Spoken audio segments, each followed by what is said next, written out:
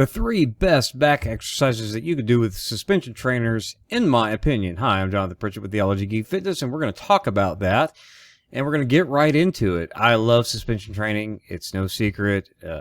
I go back and forth whether or not I like it with resistance band better than resistance bands, or with resistance bands, or if I like resistance bands better. But I really do love the bodyweight training with the suspension trainer. And when it comes to doing back exercises, I really only do 3.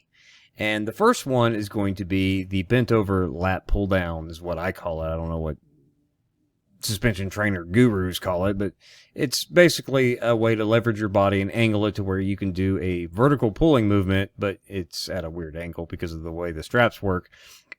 And I prefer this over the jackknife pull-ups because, you know, pull-ups with your feet on the ground, it's a good progression, I guess, towards the other, but you can get the same result just doing a bent over pull down movement with the straps. So sometimes the suspension trainer I use, the straps aren't adjustable enough to get the straps high enough to where you can kind of shift your body directly underneath the straps to do jackknife pull-ups.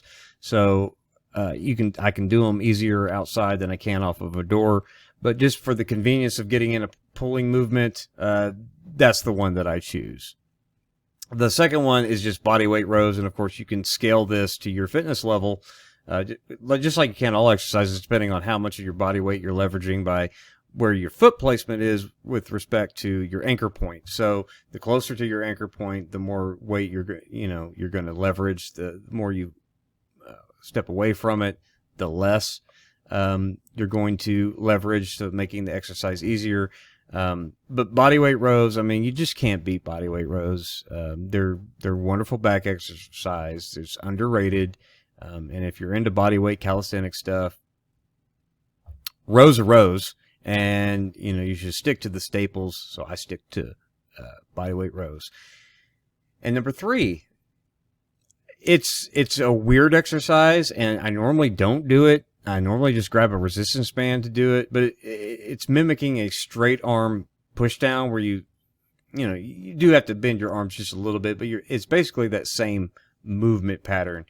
And it's really better with resistance bands than with suspension trainers, but if I don't feel like pulling out my resistance bands and just want to stick to using the suspension trainer, just get right into my third exercise for the day on my back, this is the one that I go to, and it's a great exercise. It really, after you've done your pull downs and you've done your rows, it really does just kind of function as a great finishing exercise after you've fatigued it already, and you're just trying to get that extra work in, and then hit some other areas in your back.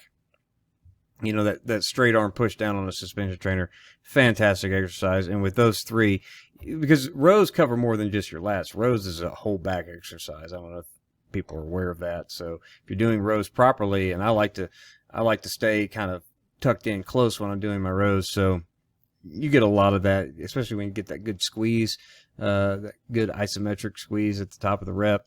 It's just great. So with those 3 exercises, really the only ones that I ever do when I'm on a suspension trainer. And sure enough, they sound very similar to my 3 favorite back exercises on other pieces of equipment, because they really are my 3 favorite back exercises. With the hydro balls, I like to do the pullovers and stuff. But I mean, it's basically the same movement pattern anyway.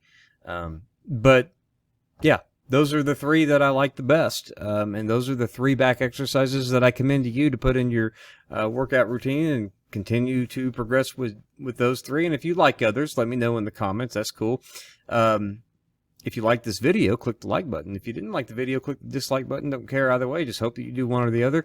And like I said, leave a comment. Subscribe to the channel if you haven't. If you want to support what we're doing, you can do that by going to Theology, Geek, Fitness at the Patreon site, which I think the website is technically patreon.com/theologygeekfitness. $1 gets you in the door. You can find all kinds of workout videos featuring the kinds of equipment that I use on this channel regularly. Resistance bands, suspension trainers, dumbbells, sandbags, whatever. If you're $10 and above, you can get in on the gear giveaways that I do every quarter, because all the money I get from patrons, I use to buy things to review, to help people decide whether or not that's something that they could use with their own home gym or anywhere gym. So If I'm going to use it, I usually keep it. But if I'm not going to use it, even if I like it or I didn't like it, I give it away to the patrons. And so, like I said, we're going to have that coming up here in March. So check that out.